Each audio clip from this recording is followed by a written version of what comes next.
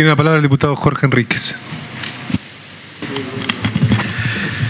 Gracias, señor presidente. Siempre tomando un poco algunas palabras que dijo mi colega Juan Manuel López, siempre se caracteriza el kirchnerismo por, en envases edulcorados, en envases perfumados, mostrarnos su peor rostro. Hablaron, cuando estaba vivo Néstor Kirchner, hablaban de concertación plural y lo que quería era concentración singular. Hablaron de democratización de la justicia, lo que querían eran cooptación de la justicia. Hablaban, por ejemplo, de sintonía fina, era ajuste salvaje.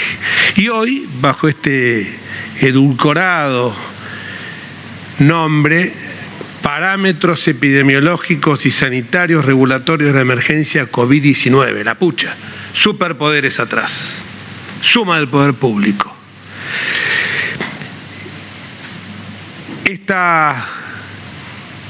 Esto se compadece con la necesidad de darle una pátina de ley a los decretos de necesidad y urgencia. Con que al presidente no le gusta que lo digamos, él se enamoró de ellos. Se enamoró de ese artículo 99, inciso tercero, que aún estando en periodo de sesiones ordinarias, legislaba a espaldas del Congreso. Porque la única ideología que tienen ustedes, ¿saben cuál es frente a la pandemia? La ideología del encierro. Esa es la única solución que tienen. Claro, cuando es un gobierno desorientado, cuando es un gobierno que no tiene planes, no hay planes económicos, los organismos multilaterales de crédito les están pidiendo, no pueden tener, no pueden mostrar, porque no hay ideas claras, porque evidentemente es un gobierno desquiciado, es un gobierno que ha salido de quicio, es un gobierno que y muestra su peor cara con las vacunas, y muestra su peor cara con la degradación que algunos de sus integrantes han cometido de robar la vacuna a aquel que realmente la necesitaba. 5 diputados avergüenzan a este cuerpo. Todavía estoy esperando que presenten su renuncia. El procurador del Tesoro, el abogado de los abogados, se hace pasar por personal de sanidad y no les da vergüenza eso a ustedes.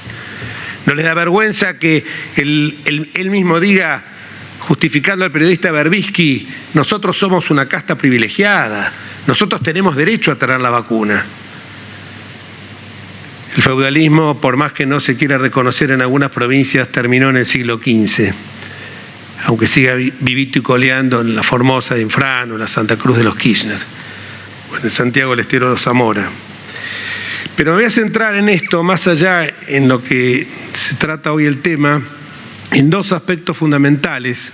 Por un lado, no quiero repetir algunos conceptos que en un dictamen luminoso elaboró nuestro compañero de bancada Gustavo Mena, pero decirles que esto que estamos votando hoy es absolutamente inconstitucional y lo que es peor es que implica un abierto alzamiento contra un fallo de la Corte Suprema de Justicia. Me pueden gustar o no gustar los fallos de la justicia, pero los tengo que acatar. Cuando me han salido alguno en contra, no fui por los pasillos a los gritos gritando lawfare, lawfare, lawfare. Ese nuevo también neologismo que acuñaron cuando no pueden revertir en los juicios las pruebas contundentes que tienen frente al mayor latrocinio que se cometió en la República Argentina, que fue el negociado de la obra pública.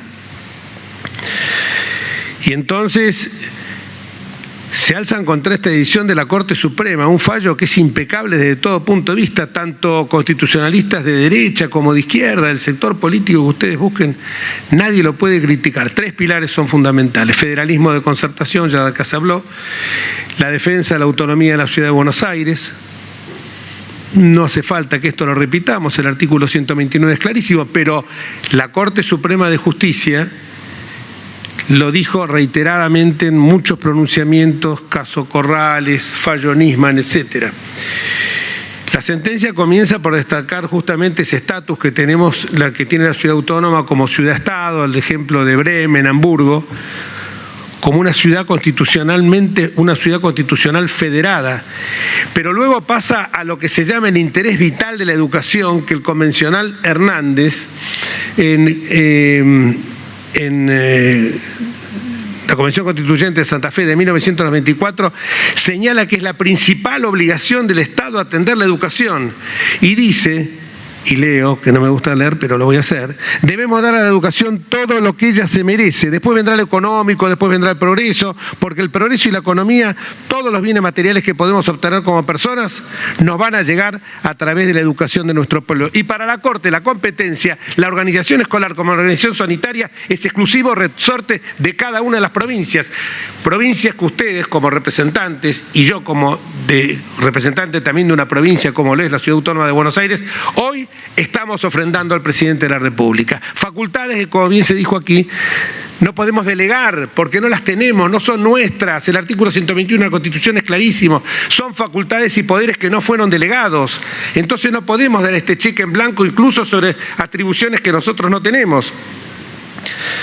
Los poderes de la provincia son las reglas, mientras que los de la nación son los restringidos, y el debido respeto al federalismo constitucional, señala, sigue diciendo el constituyente Hernández,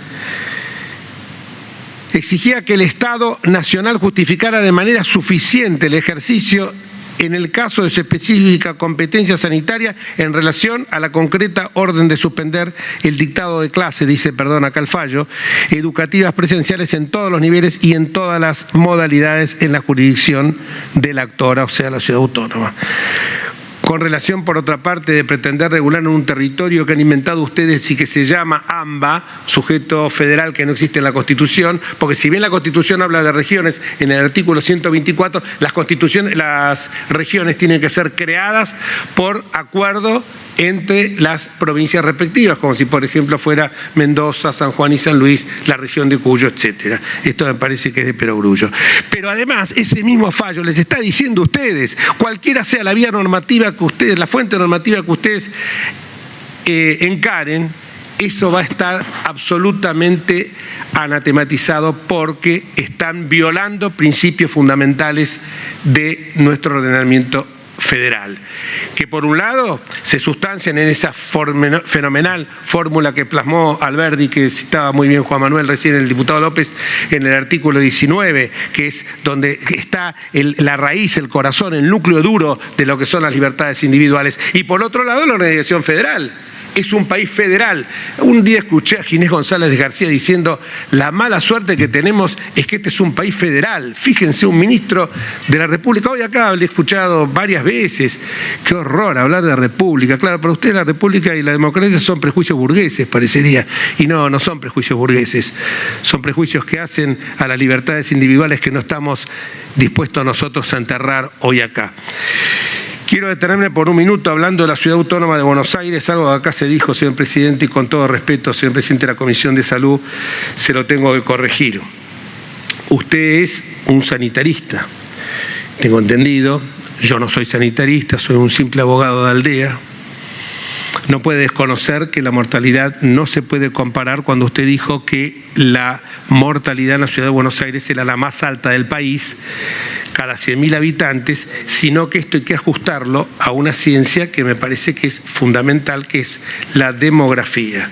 Entonces, eso hay que compararlo con la estructura poblacional de cada ciudad o jurisdicción, no se puede comparar la mortalidad de una ciudad como Buenos Aires con un grupo etario, una población añosa de más de 60 años, con otra provincia donde la pirámide poblacional es mucho más joven. Esto creo que, según me dicen, porque consulté a varios sanitaristas, parece que es el capítulo 1 de salud pública y de epidemiología. No lo sé, porque no soy ni médico ni epidemiólogo, pero me parece que el sentido común me indica que están estos decenios que se llaman, que son de 0 a 9 años, de 10 a 19, y entonces hay que ser honesto intelectualmente y no decir alegremente, y parecería que esto fuera algo que uno lo está haciendo con un propósito político, sino que hay que ser honesto y decir, esto es cierto, la letalidad es alta, pero comparemos también con la población que tiene, que es población de mucho más riesgo por el componente etario y por las comorbilidades que puede tener. Creo yo que es así el tema. Es obvio que de esa manera va a ser. Acá mi colega que es médico me asiente, el diputado Mansi. Y en términos de testeos también hay que decir de que enseguida empiezan a comparar con la provincia de Buenos Aires. Provincia de Buenos Aires que, dicho sea de paso, vayan por La Matanza, por 3 de febrero, por San Isidro, por los distintos municipios, está todo abierto, porque Kicillof dice hay que cerrar, hay que hacer esto, un encierro, un confinamiento medieval, pero está todo abierto. Los intendentes del Frente de Todos no acatan la norma del presidente. El estado de anomia está funcionando a full. La anomia, recuerdo lo que ese genial filósofo argentino Carlos Nino plasmó en una obra fenomenal que se llamaba Un país al margen de la ley, no es la carencia de normas, porque acá tenemos superabundancia de normas, lo que pasa es que hay una escasa voluntad de cumplirlas, como lo está haciendo en estos momentos este Congreso. Entonces yo le pediría que me parece que este error técnico el que ha incurrido, habría que hacer las cosas porque no podemos tirar livianamente. A mí me enseñaron hace muchos años en el colegio donde tuve la suerte de concurrir a Nacional Buenos Aires la necesidad de tener el pensamiento crítico. El pensamiento crítico es justamente no ser honesto intelectualmente con lo que uno dice y no arrojar cifras que después son titulares, como en estos momentos lo está haciendo algunos portales, con el objeto de ganar un centimil más en los medios. Digamos la verdad, es la más alta, pero es la más alta porque tiene la población más añosa. Y esto es, me parece, lo que corresponde. Porque además, digamos también que en la ciudad de Buenos Aires hicieron 390.000 testeos, el mismo número que se hicieron en la provincia de Buenos Aires, con una población 5.7 mayores. Y además que nosotros testeamos a ciudadanos bonaerenses y muchos de los que forman esa siniestra estadística de letalidad que usted leyó son personas que tienen, que a lo mejor han contraído el virus o si bien han fallecido en la ciudad de Buenos Aires, tenían su residencia en otro lado. Para esto tengo para contar ejemplos a montones, porque aparte de todo, en estos casos se está poniendo, dicen que se pone el domicilio de residencia, pero hay muchos que tienen domicilio de residencia en un lado y se vienen a atender a la ciudad de Buenos Aires. Ustedes saben bien que nosotros atendemos más del 40% de los que atendemos en nuestros 33 centros asistenciales provienen del conurbano bonaerense, como el 25% de la matrícula que atendemos proviene del conurbano bonaerense, porque claro, los intendentes en muchos casos dicen, ¿para qué voy a generar escuelas hospitales si ahí está la opulenta, la ciudad de los, como dijo, de los helechos? Es la ciudad donde vive ella, ¿no? Donde vive Juncal, Recoleta, Juncal y Uruguay, la ciudad donde vive en Puerto Madero o vivía el presidente hasta hace muy poco tiempo. Ahora se fue a otro lugar, a un lugar también muy carenciado, la Quinta de Olivos. Y lo peor es que cree que es el dueño y no el inquilino. Pero volviendo al tema de los testeos, digamos también que en esos testeos que se están haciendo al mismo nivel con una población mucho menor, siempre tenemos 10 o 15 puntos menos de positividad que lo que declara la provincia. Esto lo quería dejar de sentado porque no me gusta que la gente o los que están escuchando se lleven una opinión equivocada del excelente trabajo que está haciendo la Ciudad Autónoma de Buenos Aires con un ministro, un sanitarista de excelencia como es el doctor Fernán Quirós. Quiero señalar por último que lo ha dicho muy bien en su fallo, en su voto, mejor dicho, en el fallo de la Corte, Carlos Rosenkrantz, cuando dijo que la epidemia, la pandemia, no es una franquicia que autorice a vulnerar derechos individuales, sino que es la carta que justamente la Constitución es la carta de navegación que tiene que tener todo gobernante. Y esa carta de navegación es la que exige que nos aferremos más a ella en los tiempos de tormenta, más quizás que en los tiempos de calma. Solamente de esa manera va a salir la democracia fortalecida para poder gobernar la emergencia y no debilitarla por un uso de un régimen ajeno al de nuestra Constitución.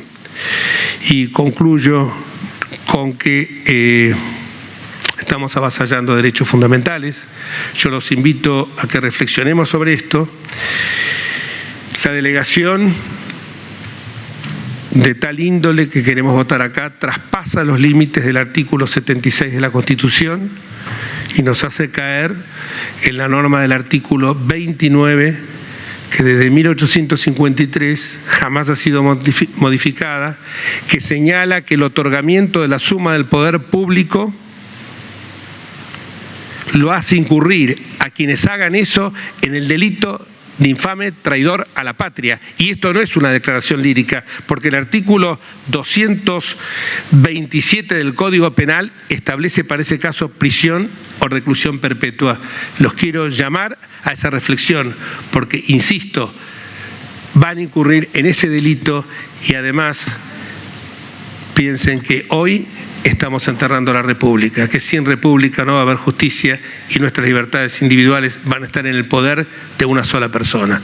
Se va a configurar la suma del poder público. Gracias, presidentes. Gracias, diputado.